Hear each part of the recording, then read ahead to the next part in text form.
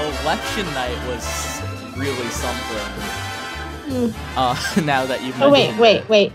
Okay, everyone say what they were doing election night. Like watching the elections. Okay. What were you doing election night? I was at dance practice for my dance team because really? I think it was pre-Hell Week. Yeah. So oh my god. I had practice from 8 p.m. to 3 a.m. every night. Wait, what? That's insane. Yeah, did I not tell you about my dance team? On top of classes? That's an adventurous story, Jenna. Oh yeah, that is okay, but that was first semester. I did way too much shit first semester, and then second semester I was like, I should buckle down and study now.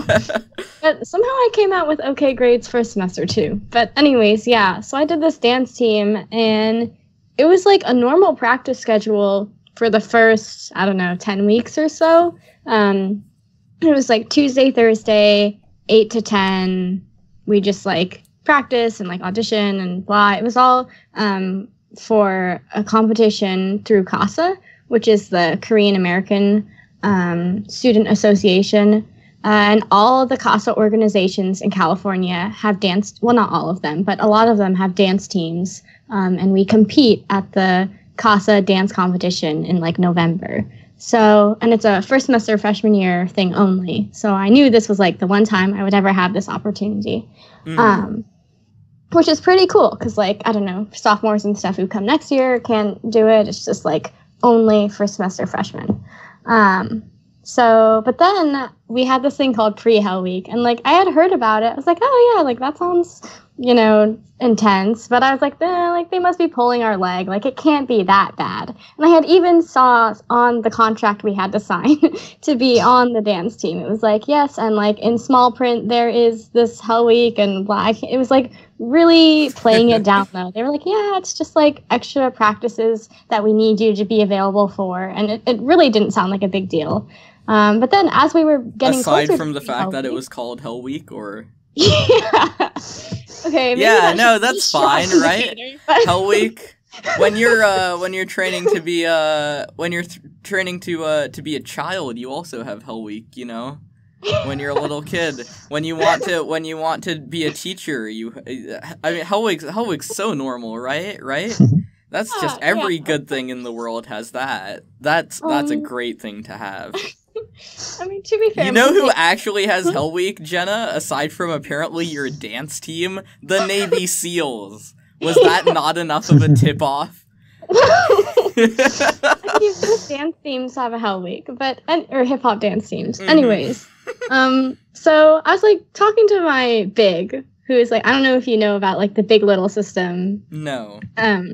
But it's basically like a mentor that you have, and I was the little. And I guess it's like common in like college group or like extracurriculars and sororities and fraternities at colleges. But anyway, so I was talking to my mentor, and I was like, so like this Hell Week thing, right? It's like, am I gonna die? What's the deal? And he was like, yeah, like it's pretty bad, but everyone makes it through and it brings you together. I was like, okay, like thinking it wouldn't be that bad. And then I saw the times. And so pre-Hell Week was 8 p.m. to 3 a.m. every night for a week. What the fuck? Wait, this is pre-Hell Week. Wait. You haven't even got... So you can only imagine what Hell Week is like, right? Yeah, no shit. So Hell Week was Sunday. Yeah, so we did Monday through Friday pre-Hell Week. And then we had Saturday off. And then starting Sunday, I think, it was 8 p.m. to 6 a.m. every day. Just dance. And then we had one day off for Saturday, and then Sunday we had practice again, and then Monday was our competition. So as you can imagine, I really did not sleep at all that week. That's so insane. Yeah. I think I went to 4 classes. 8 p.m. to 6 a.m.? That sounds like you'd actually do worse at your dance competition because they're so fucking tired. How do they expect you to do anything? Are you supposed to dance in your sleep? You dance walk to classes? Basically, I mean, yeah. It was I mean, you could, so like in between there were like 6 set pieces, and you weren't in all of them. They made sure that everyone wasn't in all of them. And I was actually in like 3 pieces, and that alone was like way too much. And they warned us, like, don't take on more than like 2 pieces. But you did anyways. But, well, it was just like the 3rd piece I was in was pretty short, so that was okay. But it was annoying, but whatever. So anyways, you could like, if your set wasn't going, you could sleep inside, or you could like do homework or something. That was the other annoying thing, is we had practices outside, and it was like late October and early November, it was October when we were doing these pre-Hell Week and Hell Weeks. So, I mean, you know, California is pretty warm during the day, but it cools down considerably at night. So we were dancing in like 60-degree weather, which was not like the most, I don't know, conducive conditions for dancing. But yeah, it was a grind. I remember I had a presentation the Friday of Hell Week. So, and we got out of practice at 7 a.m. that day. I went to have breakfast, and then I practiced my presentation for 50 minutes before class. And then I went in and did my presentation after having been up the entire night. And I still got an A. So yay. Yay. Nice. Nice. Yeah, it was, I guess that was something pretty crazy that I did this year. I definitely... That's so insane, though. I don't get how that's a thing. Yeah, I mean, I signed up for it, so technically it was like self-hazing, but I don't think that's really how it works. Yeah. And it was really good. I mean, we placed 3rd, which USC hasn't placed in a couple of years, and they've been really mad about that. So that was really nice. That's nice. Yeah, it was a really awesome feeling when we like finally performed and like were successful. So that was good, especially after all of our hard work. But it was a good experience, and like pretty much all of my friends are from dance off and computer science and some other courses I've had. So it's been good. Oh, wait, but so on election night, I was at dance practice, and I remember someone came up to me and they were like, Trump won, and I was like, what? And I just kind of stood there staring off into the distance for like 10 minutes, and I just like, I couldn't talk to anyone. I just, complete shock. Yeah, so that kind of sucked. But it was a really weird dynamic, because for a while, like, I'd get back to the room and be going to sleep, and my roommate would be getting up, so that was weird. But I don't know, it was good, because like I literally slept through anything since I was so tired. Sure, way to look on the bright side. Yeah. Yeah, it was, there were some negative things about that experience, but I think overall it definitely brought us together. That's so crazy. I can't imagine staying up like that. Oh yeah, it was a sacrifice, but I think it was worth it in the end. So you were watching the election the night of the results? Yes, I was just like, we had a TV on our triple. One of my friends brought a TV in for the year, and so we were just streaming it. And obviously, like, I'm in business school, we're going to bring some business kids in because they're interested in what's happening. I think this election, everyone was interested in what's happening. So we had like, honestly, we had like 15 or 20 people staying up till 1 watching the election. And then at 1, when it looked like Trump was basically decided, it was a school night also, it was a Tuesday night. And everyone... It wasn't just my room. Everyone in New York was staying up to watch this thing till like 1:30, and at 1:30, like, Clinton slowed down. Like, she pulled the last of her big states, and Trump still had like a 20, 30 point lead or something. And we were like, well, that looks like that. And I remember the day after was the most surreal experience ever. Because I walked through Washington Square Park to get to my classes, and it's a busy park, and it was like an overcast day, but like not rainy, just like gloomy, still a bit like warm, not too chilly. And I remember just walking across the park, and it was like so quiet and like somber. And I got to my class, and my teacher was like, "So we don't have to do anything right now. I'm just keeping you guys here because my boss is in the room next to us."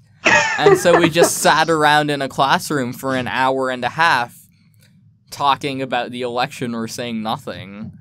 And then I had my Cultures and Context German class, in which my professor was like, "So we can't ignore the election, and all I'm going to say is there's a lot of rhetoric out there that's scarily similar to Germany in the 1930s. And I was like, "Oh, well, that's comforting. Thanks, Professor Wood. That's really great." Because we were also just reaching Hitler at that point in our term, so like, wow.